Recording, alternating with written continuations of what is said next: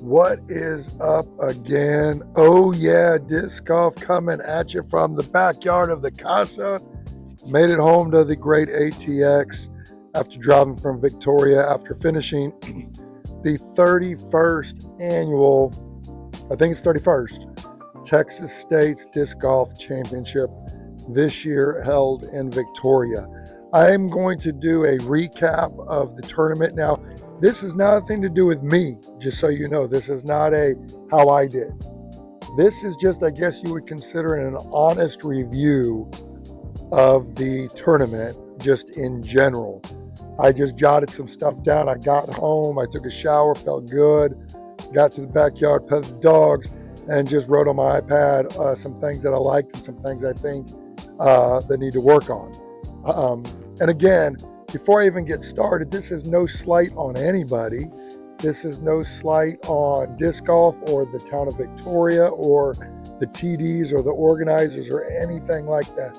This is strictly coming from an MA3 perspective, strictly coming from the perspective of somebody coming in from Austin, driving the 2.5 hours to get there, and as a perspective of somebody that put, give or take, about $1,000 for the weekend stay and the play.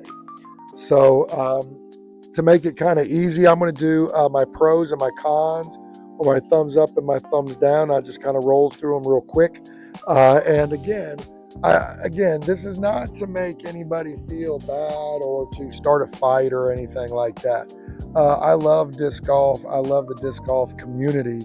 But I think also that if we just have honest conversations and honest lookbacks, I think we all want the same thing.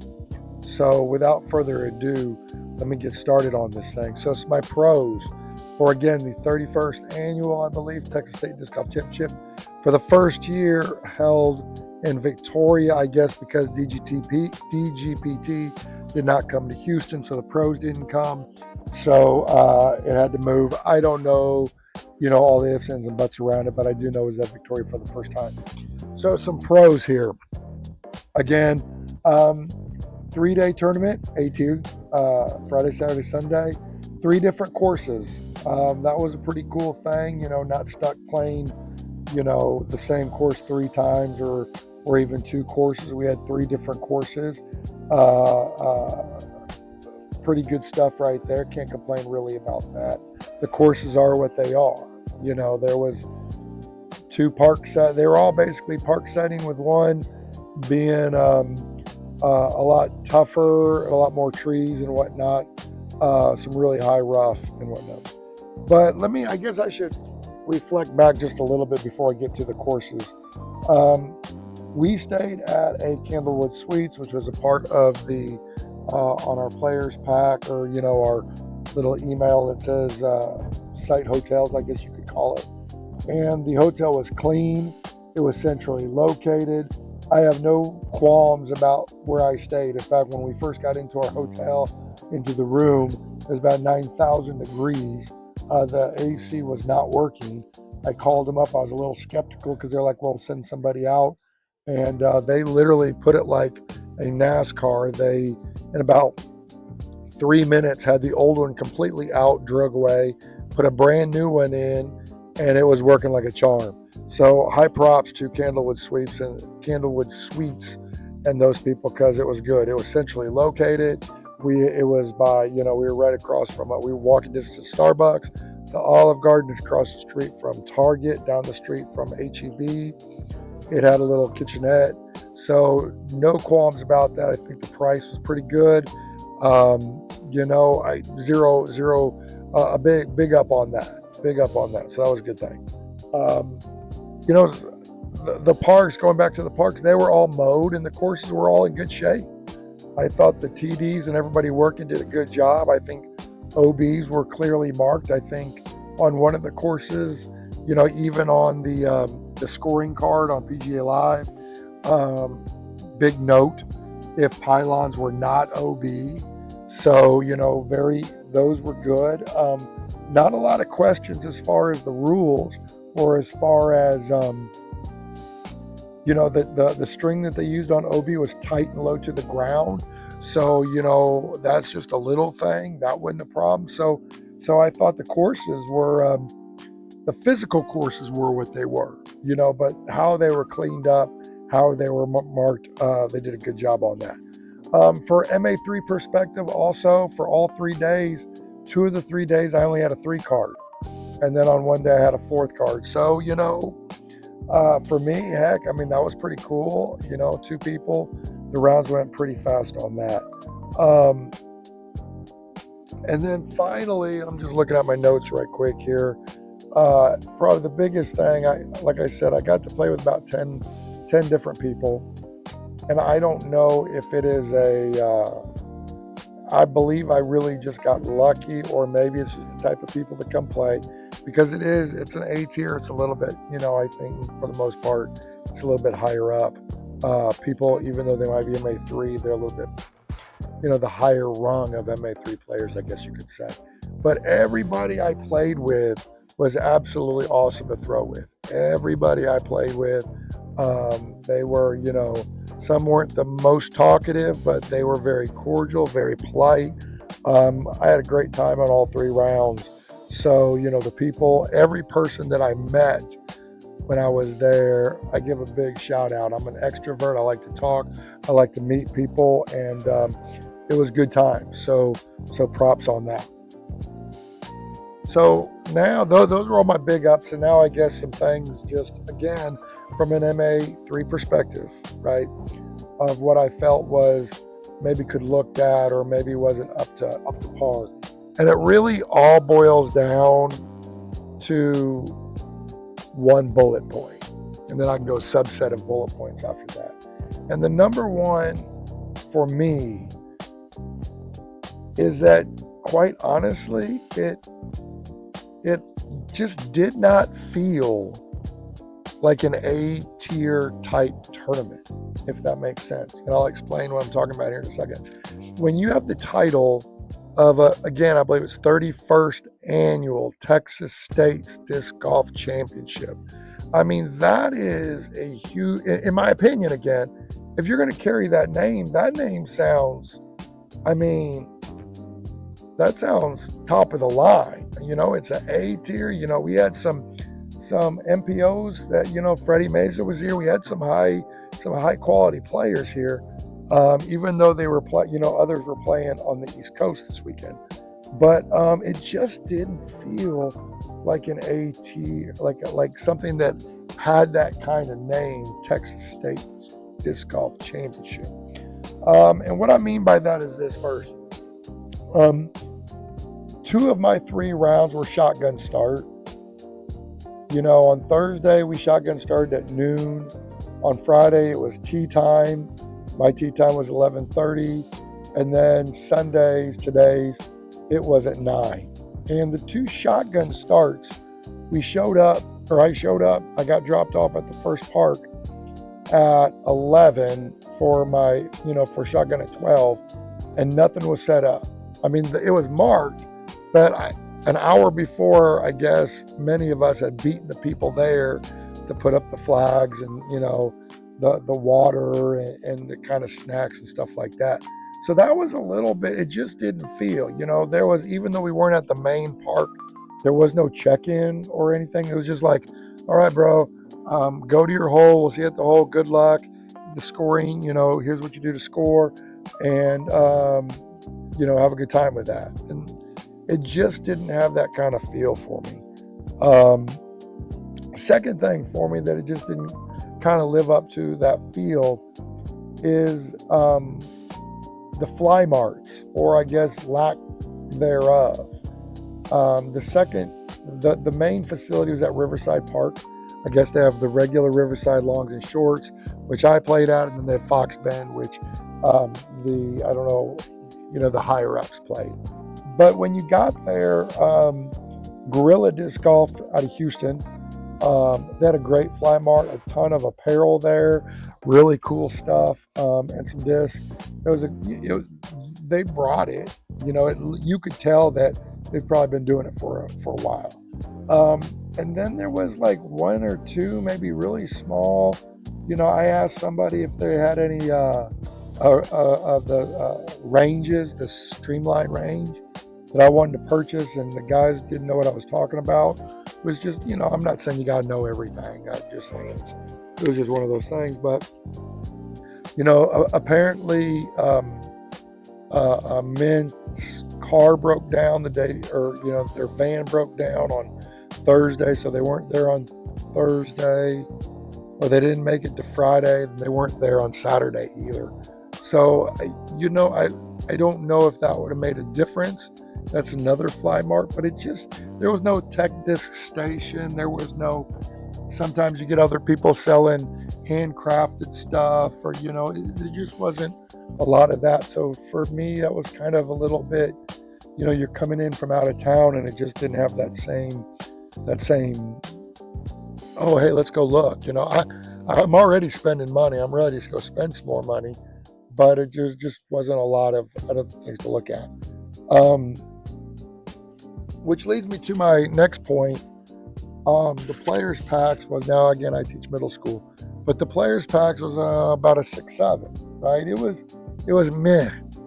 And again, I play at, in a couple of weeks, maybe in a month, I play at another A tier, which I go to every year because, and I'm not going to say it because I'm not trying to compare, but I go to an A tier. It is legit. It is awesome. Swag's awesome, all that. But my players pack, we got the new mint pickle, black pickle, because, I guess that's, you get a black putter every year. So we got that, which is cool. I used it because I'm throwing those pickles right now. We got an 8-ounce jar of homemade salsa, which I was all down for that. That was good. A chalk bag, a lanyard, some stickers, and like a cheap, like a bargain towel. You can hang on it, but you wouldn't really use it. And I think that was it. And here's the deal. I've only been playing disc golf for 6 or 7 years. Actually, I laugh about it because I just lumped myself in with COVID, but I was playing before COVID. And so I don't need extra discs. But the one time Stacy played at the Texas States in 2023, she had the amp pack was, we had to go look it up. We had she got 4 discs and something, that pack was great. So yeah, it was just a little, again, under that A tier, pay the money, pay this, and you're just yeah, I'm not quite, I just wasn't quite digging it. I did like how everything was already in a sack, so you didn't have to, there wasn't a line or anything, so plus to that, but it just was a little bit in. And maybe this next reason is why. There wasn't, in my opinion, there wasn't a lot of what I would say community involvement. In my AMS pack, there wasn't any kind of discount cards or a buy one, get one at the local taqueria or the local bar, or 15% off at Olive Garden or Starbucks, whatever the case may be. There wasn't any of that. There wasn't any kind of, and I understand disc golf, and I understand, first year in Victoria, but I've been at other places to where it just didn't feel, again, like the Texas State's 31st annual disc golf championship, if that makes sense.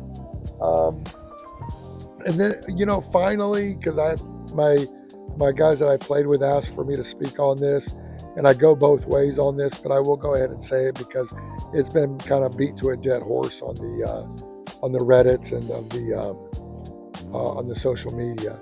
But one of the courses, if we got there on Thursday to try to walk the courses, didn't even want to play it, but to do that on one of them, the day pass was $20.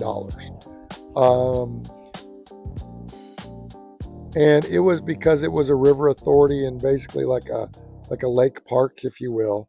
I understand, so I'm not hating on that. I think there was a little bit of miscommunication because some of us thought that because we were playing in it, we could have access to it, but that was only access during Friday through Sunday, not Thursday when we got there. The other two courses you go and play, practice some, whatever, the entire times, the whole week. But to go in to Coletto Creek, it was a $20 fee. And I just thought that maybe next year, if they're still there, maybe there should be, and maybe they tried and they just said whatever. But maybe either some sort of a discount, or if not a discount, be a little bit more transparent in the emails and in the notifications. Say, hey, if you play Coletto Creek, to get in, it's this regardless. There were some people that said, well, if you parked outside and walked in, it was only $5, and that's totally cool. I got nothing wrong with that, nothing. But when you are age protected like I am, I really don't want to, and I really did want to practice. I'm going to pay the $20, and I don't necessarily. I guess I do have a small problem with the $20 because you don't have to do it at any other park, and my players pack didn't cover that cost, which could have been a very easy, maybe you could have used that part of it. But it just felt, again, under the umbrella of feeling like an A tier, right? Feeling like the highest tier you can be before you start going into different series events and stuff. So for me, it was just a little bit of a put off. We got in there at 5 p.m. We paid $20. We walked it for an hour, didn't even walk all 18, and just went back to the hotel because it's about 15-20 minute ride back to the hotel. It is what it is. But again, if we're just having an honest conversation and an honest review, I have to leave it on there. So all things considered, my question is, or I guess my thought is, would I play this again? Because this is my first time, Stacy's second time playing Texas States. Took off work for this, took off 2 days of work to come down there and play. And I think everybody should probably play it once. I really do. Now, I think if Victoria continues to have it, I think it'll get better and better. The TDs, or the guys that I talked to, were really stand-up guys, are real honest guys, and it seemed like they were, I don't know if there was just not very many of them. I don't know that part. Maybe the groups aren't very big down there. I don't know.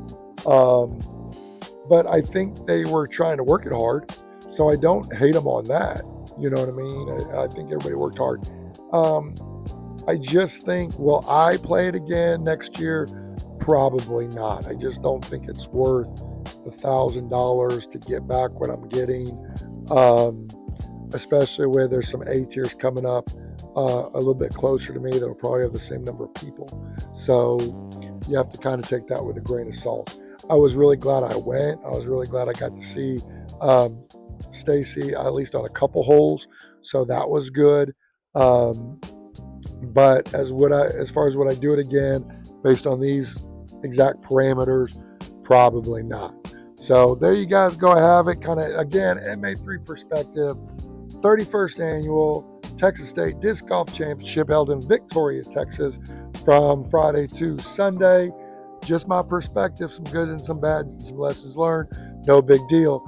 But from Stacy and I at Oh Yeah Disc Golf, remember, we're always having some groovy vibes. We always try to throw some funky lines, and we're always having a good time. You guys have a great one now.